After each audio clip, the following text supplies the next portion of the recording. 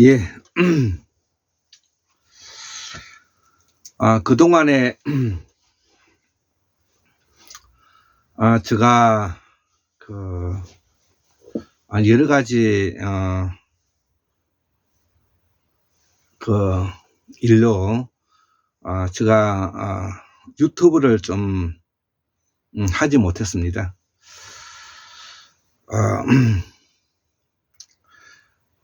올 3월 달에 제가 어금니가 좋지 않아서, 임플란트를 했는데, 지금에야 이제, 임플란트가 완성이 되었습니다. 그래서 발음도 좀 세지 않고요. 또 예전에 제가 스스로 이렇게 입안이 불편하니까 이야기하기도 어려웠던 부분들이 많이 해소가 된 것 같습니다. 그리고 이제 무엇보다도 이제 이 나이가 60에 이제 가까이 오니까 여러 가지로 건강이라는 문제가 직접적으로 피부에 와닿는다는 것을 제가 새삼 느끼면서요.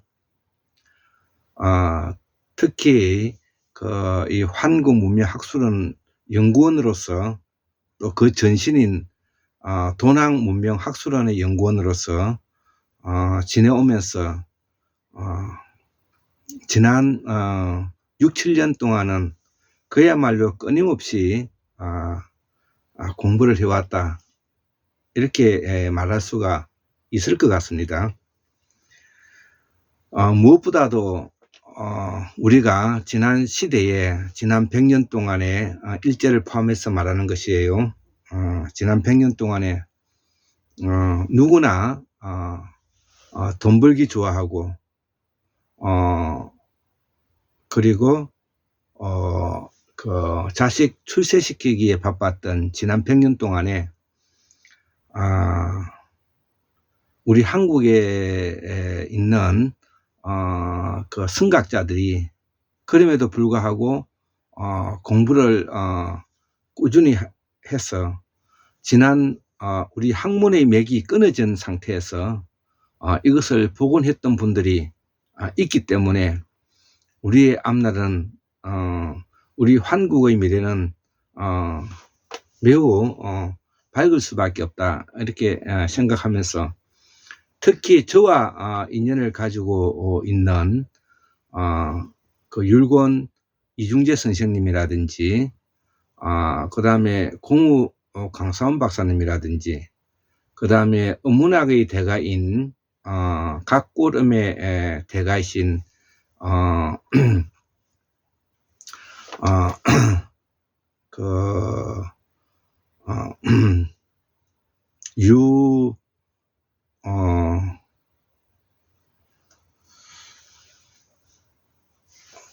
누구시지?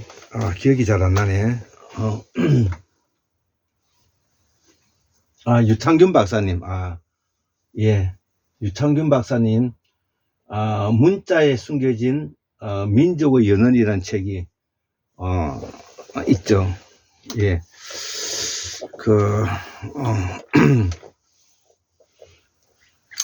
유창균 박사님이 생각이 잘 나지 않았습니다. 그리고 지금 현재에 자연 과학 세상을 이끌고 있는 박문호 선생님, 그 다음에 인사조직 연구소장을 맡고 계셨던 우리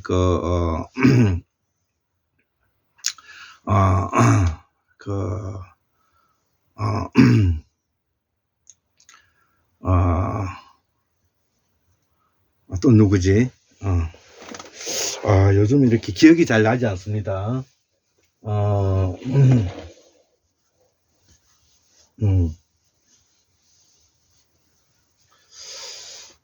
예.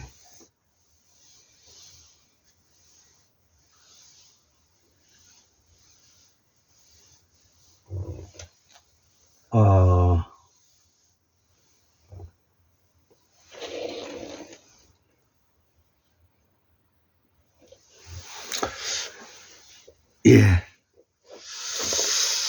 아.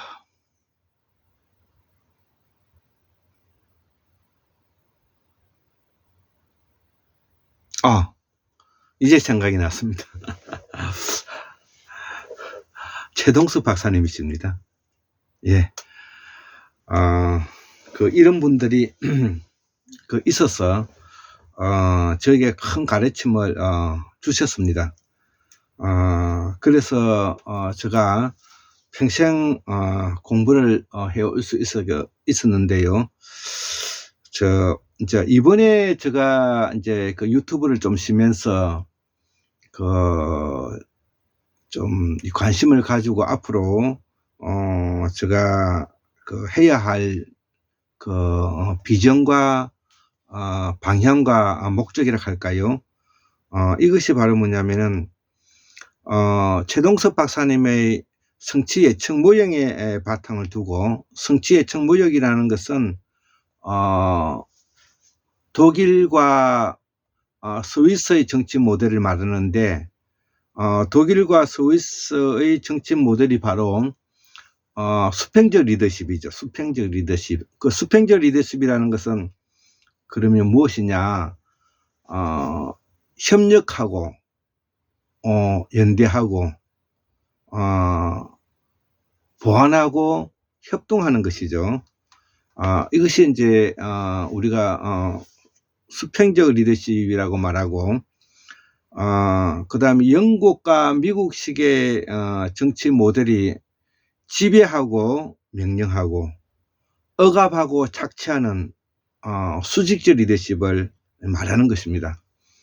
자, 그래서 우리는 지난 400년 동안에 또 일부 어떤 사람들은 600년이라고 말하는 사람이 있는데, 저는 400년이라고 보는 이유는 비록 조선 유교의 후기에 문제점이 많이 있었다 하더라도 고려조의 부패상이라든지 고려조의 그 명맥은 더 이상 이어가기 어려운 정도의 부패했고, 나라의 길로 이미 접어들었다고 제가 볼 수가 있는 것입니다. 불교를 극교로 해서 불교를 중심으로 한 정치 권력이 호족을 중심으로 해서 군문세족들이 고려 땅에 단 바늘 하나 꽂을 수 없을 정도의 그런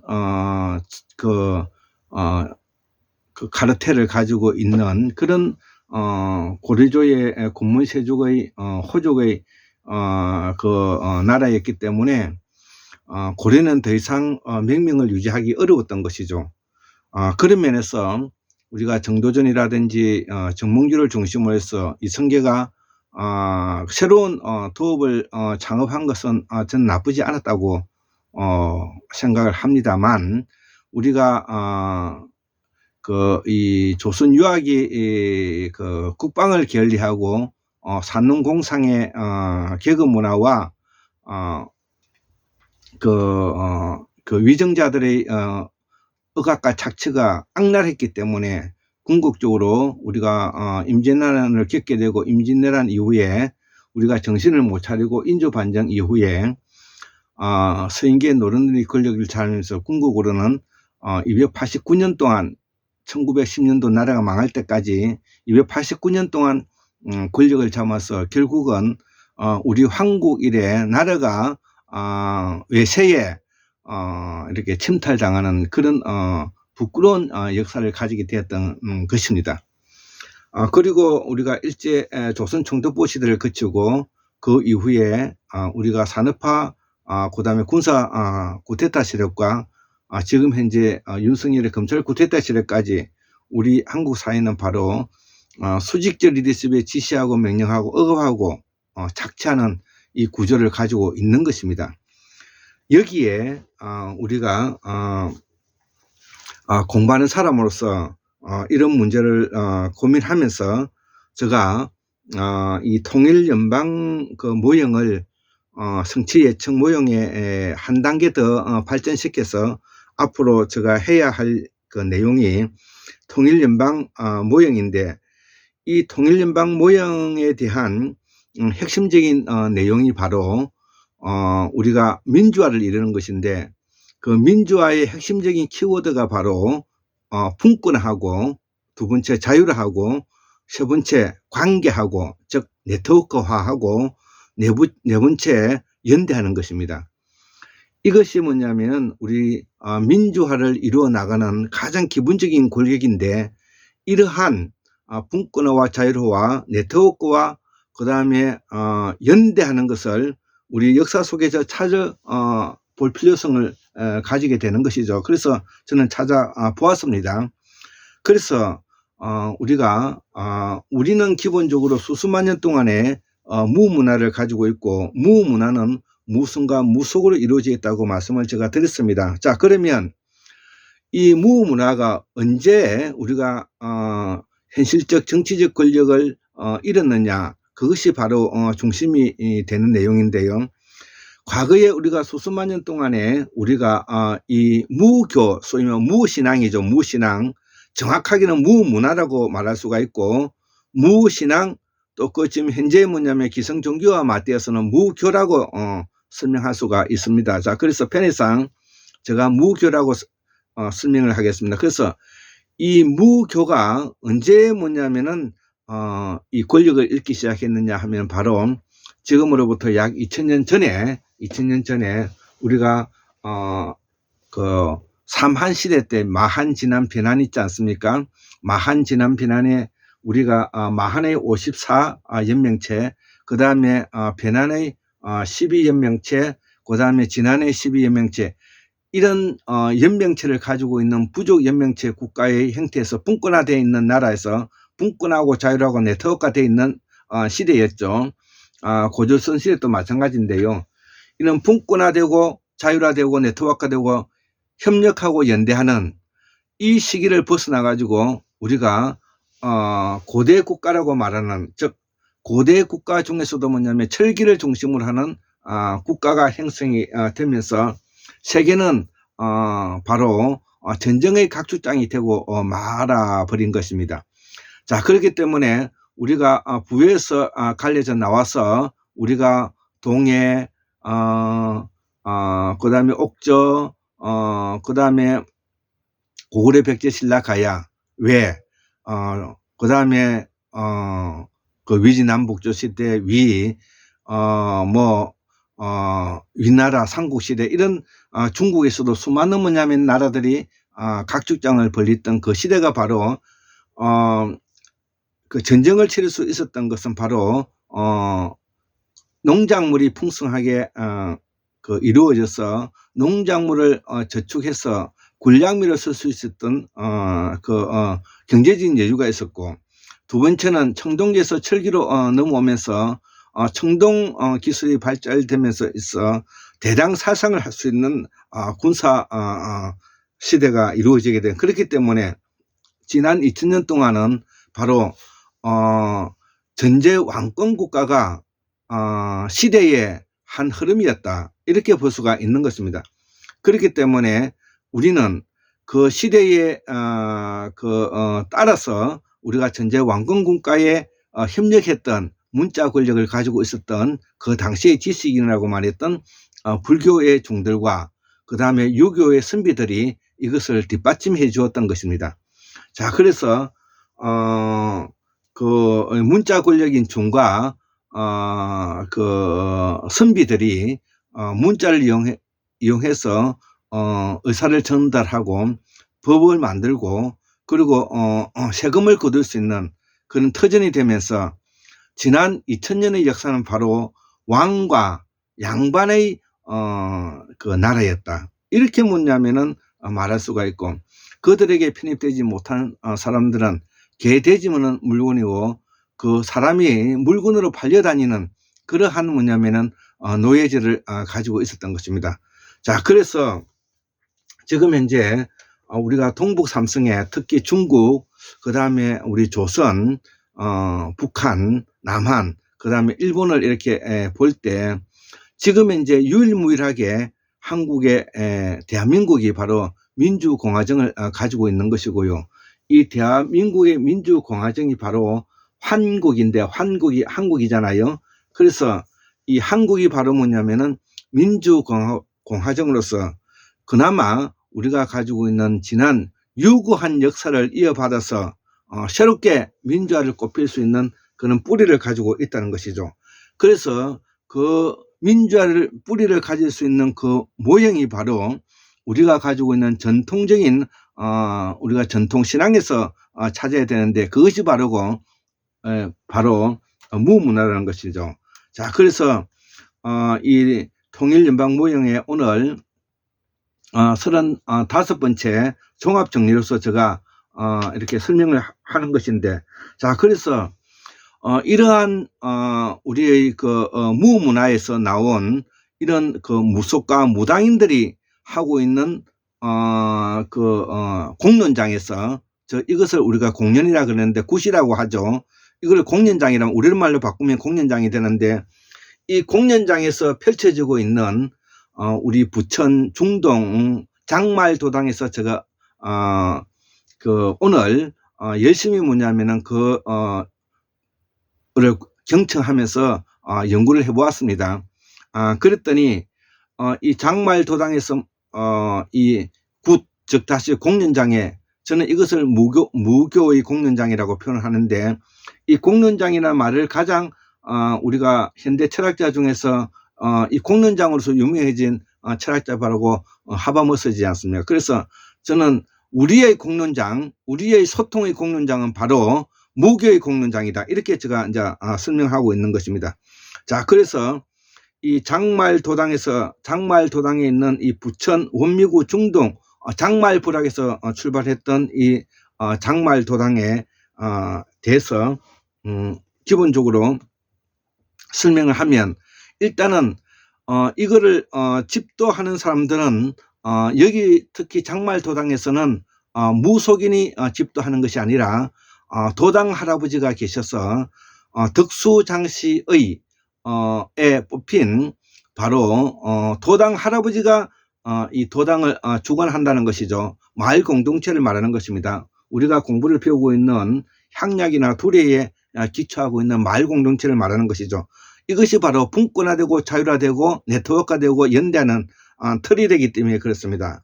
자, 그래서 이러한 그 도당 할아버지가 집도하고 있는 이 곳에 제사장 역할을 하고 있는 것이 이게 바로 이제 무속인이죠. 그래서 이 무교는 바로 기본적으로 도당을 가지고 있어야 되고, 그 다음에 무당과 박수가 있어야 되겠죠. 그 다음에 여기에 교리라든지 그 다음에 경전이 있어야 되고요. 또 이것을 뜻받들고 있는 신자라고 말할 수 있는 신도들이 또 있어야 되는 것입니다.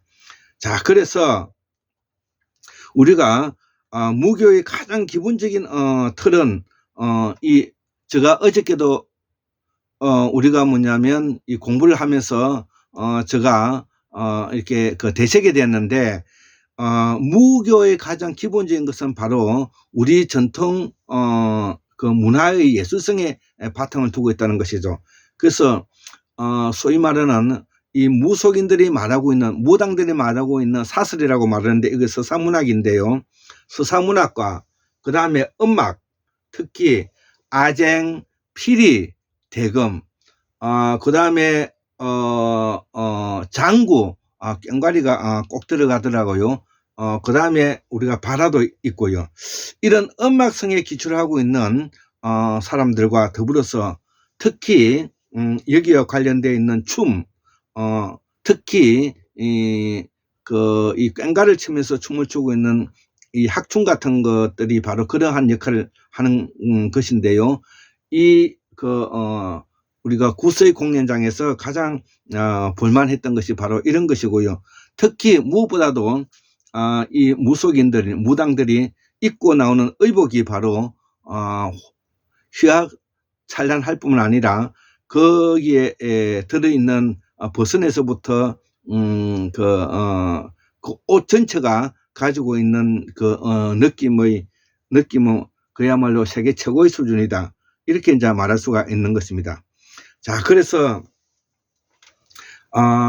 언젠가 우리 하바머스 철학자께서도 우리 한국을 왔다가 간 적이 있는데, 그때 이 하바머스가 말씀하시기를 우리 한국에도 전통적으로 내려오고 있는 무교라든지 유교, 불교, 기타 이런 것을 뭐냐면은 공부를 많이 해야 된다고 가면서 이야기를 하셨답니다.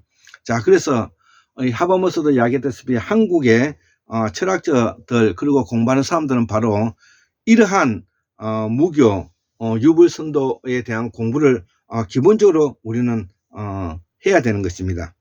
자, 그래서 이러한 마을 공동체와 이러한 그 분권화되어 있는 요소를 찾아볼 때 그것이 바로 도당에서 벌려지고 있는 바로 국거리 이야기라는 것이죠. 이것을 뭐냐면은 제가 오늘 그 집에 와서 제가 한번 적어 보았는데 한번 읽어 보겠습니다. 통일연방 모형으로서 무교의 공론장 2023년 11월 19일 부천 중동 장말도당구 12거리 제형 공연을 소개합니다. 여기에 하바머스가 말했던 소통의 공론장을 저는 무교의 공론장이라 말하고 싶습니다. 자, 그래서 여기에는 이 장말도당을 말합니다. 덕수장씨 마을 공동체의 음력 10월 중순경에 마을의 안녕과 풍요를 기원하는 마을곳이라는 것이죠.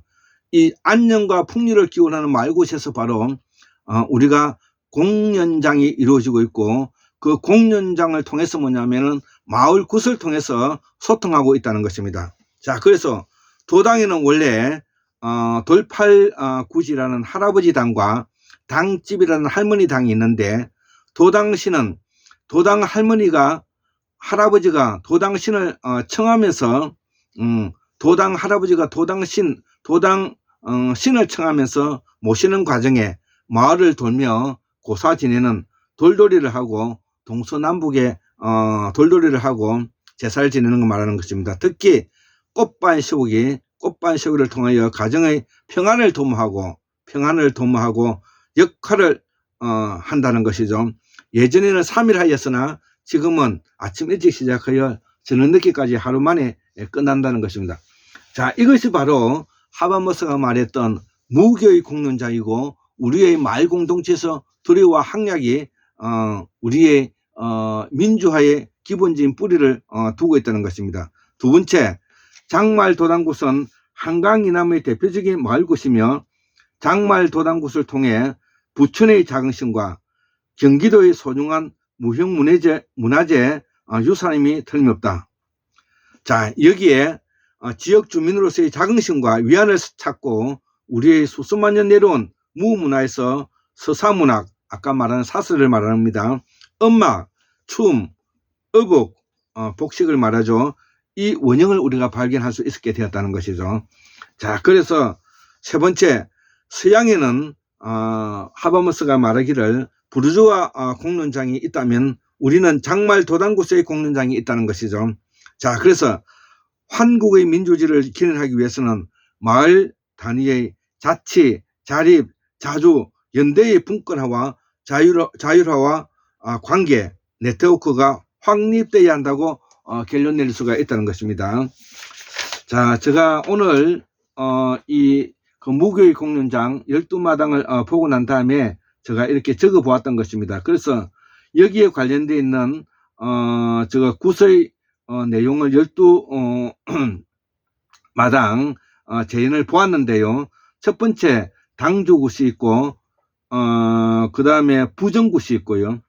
그 다음에 도당 못쏘기, 돌돌이, 그 다음에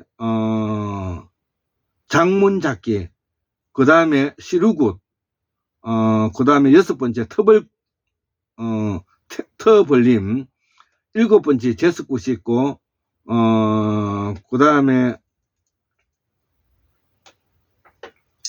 여덟 번째 온심국이 있고, 손님굿이 있고, 손님굿, 그 다음에 아홉 번째 군웅굿이 있고, 군웅, 장군굿이라 말하죠. 열 번째 도당 할아버지 굿이 있고요. 11번째 도당 할머니 굿이 있고요. 12번째 뒷전이라 해서 우리가 집으로 만든 허수아비 같은 것을 가지고 마지막 이렇게 사람으로서 우리가 가지고 있는 마을 공동체의 애군을 털어내는 그런 것입니다. 자, 그래서 우리 한국은 수수만 년 동안 이러한 문화를 가지고 있기 때문에 이것이 기복적일 수밖에 없고, 기복신앙이라는 것이 나쁜 것이 아닌 것입니다. 마을이 잘 되고 자녀들이 잘 되고 하는 것을 우리가 어떻게 나쁘다고 말할 수가 있겠습니까? 그래서 우리가 마을의 안녕과 마을 주민들이 자긍심과 긍지를 가질 수가 있게 하는 이 놀이마당이 바로 장마을 도당굿이고, 이 장마을 도당굿이 바로 우리가 무교의 공론장이며, 무교의 공론장이 바로 우리가 소통의 공론장이 되는 것입니다. 자, 그래서 한국의 민주주의 뿌리는 정통 뿌리 신앙인 무교에서 찾아야 하고, 엄격히 말하면 무문화의 신앙이지만 여기에는 자주하고 자립하고 자치하고 협력하고 연대의 마을 공동체의 공론장이라는 것이죠. 이것이 한국민주주의 근원이고, 지난 2000년 동안의 무교의 자리에서 밀려났지만 무교가 현실 정치에서 밀려났지만 이제 다시 환원되어야 한다는 것이죠. 나는 이를 생활민주주의 무문화의 공론장이다, 이렇게 이제 표현하고 있다는 것이죠. 자, 그러면 우리가 이러한 12마당을 바탕으로 해서 우리가 그동안에 공부하였던 이러한 한국의 민주주의의 기본적인 소통의 공론장이 바로 이러한 마을 공동체의 분권화되고 자율화되고 네트워크화되고 협력하는 기본적인 탈중앙화, 즉 다시 말하면 중앙이 있어서는 아니 되는 것이고요. 지방이 모두 다 분권화가 되어서 우리가 새로운 뭐냐면은 한국의 민주화의 질서를 우리가 만들어 가야 된다는 것입니다. 그래서 이 한국의 민주화를 만들어 가기 위해서는 우리의 옛것을 찾아야 되는데, 그 옛것을 찾은 것이 바로 무교의 공론장이고, 이러한 무교의 공론장이 바로 우리의 군문화에서 나타난다는 것이죠. 이것을 뭐냐면은 우리가 소홀히 할 수가 없다는 것입니다. 다만 우리가 지금 현재 무속인과 무당들이 대접을 받지 못하는 것은 기본적으로 생계가 어렵고 경제적으로 어려운 것이기 때문에, 경제적으로 어려운 바탕으로 살아가기 때문에 때로는 사람들에게 실망을 시키고 주고 거짓말을 하게 되고, 점이라는 이름으로 그 다음에 굿을 해야 된다는 명목으로 사람들에게 이렇게 나쁜 이미지를 삼게 된다는 것이죠.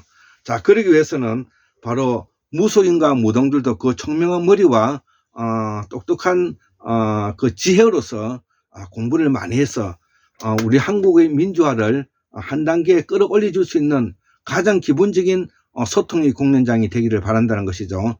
그래서 저는 한국의 민주주의가 나아가기 위해서는 바로 우리 기층민중에 자리 잡고 있는 이러한 우리가 보살이라고 말하고 있는 이런 점집, 소위 말하는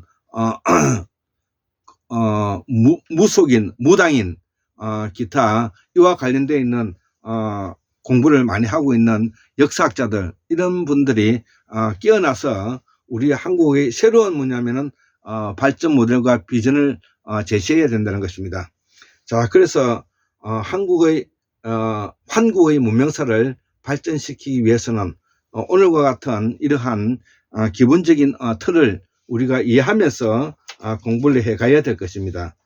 예, 그래서 그동안에 저는 많은 그 공부를 했는데, 가장 중요한 것은 영미식의 지시하고 명령하고 억압하고 착취하는 구조에서 벗어나서 이제는 독일과 스위스 모델인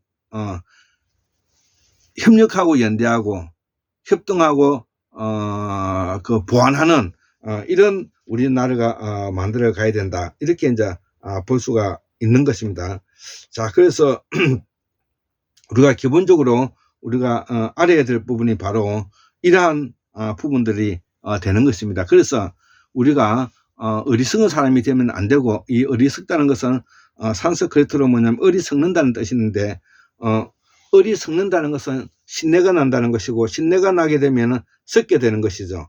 자, 그래서 을에 신내가 나서 썩게 되면 바로 어리석었다고 말하고, 어리석은 사람을 바로 우리가 어리석다고 말하는 것입니다.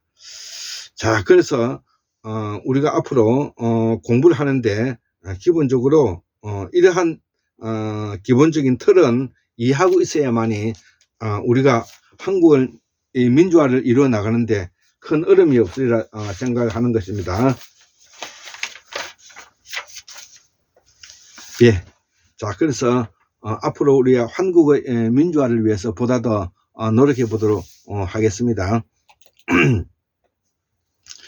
자, 74,142년 1960년 2023년 11월 19일 일요일 한국무예 학술론 골장 김대수 올립니다. 예, 감사합니다.